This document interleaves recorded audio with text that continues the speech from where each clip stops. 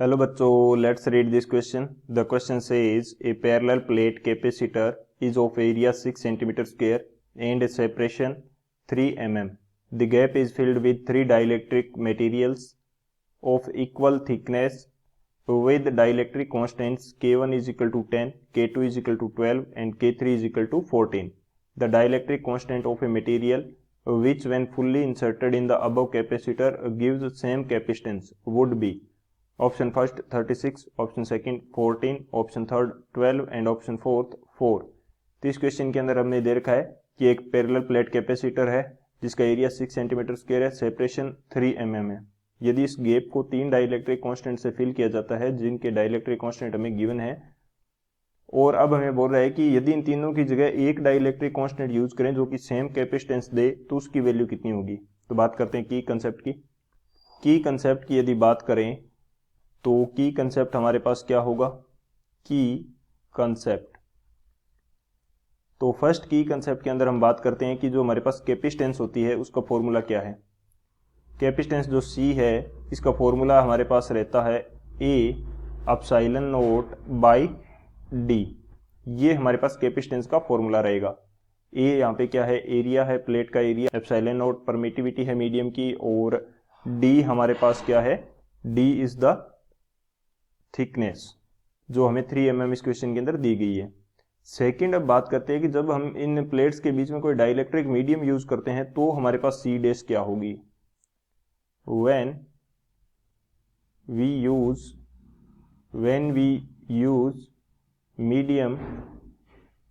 we use medium of dielectric constant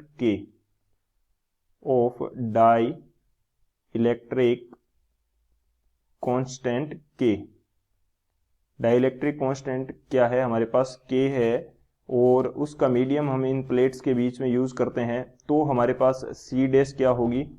उस condition के अंदर हमारे पास C डैश का फॉर्मूला हो जाता है A epsilon not K by D. बाकी चीजें सेम हैं, बस एक K यानी कि डाइलेक्ट्रिक कांस्टेंट की जो वैल्यू है उसका मल्टीप्लाई हो जाता है. तो एक तो ये की कंसेप्ट हो जाएगा हमारे पास.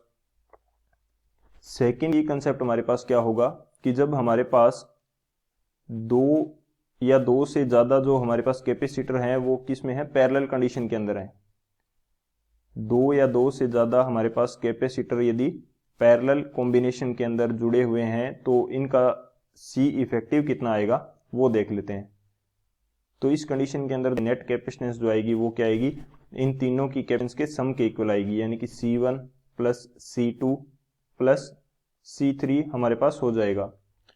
यानी कि इनकी कैपेसिटेंस मैंने क्या ली है, C1, C2 एंड C3 ली है. तो ये दो हमारे की कंसेप्ट होंगे. इन दोनों की कंसेप्ट की हेल्प से इस क्वेश्चन को सोल्व करते हैं. की कंसेप्ट की यदि बात की जाए, यहाँ पे बात कर रहे हैं सॉल्यूशन की. किसकी बात कर रहे हैं, सॉल्यूशन की बात कर रहे हैं. तो सॉल्यूशन हमारे पास क्या होगा, हमें क्वेश्चन के अंदर कुछ इस प्रकार से दे रखा है कि एक जो कैपेसिटर था उसको तीन पार्ट्स के अंदर डिवाइड कर दिया है, कुछ इस तरह से, कुछ तीन इक्वल पार्ट्स के अंदर डिवाइड कर दिया है. यहाँ पे K1 है, यहाँ पे K2 है, यहाँ पे K3 है, और थिकनेस जो है वो तीनों के लिए सेम है.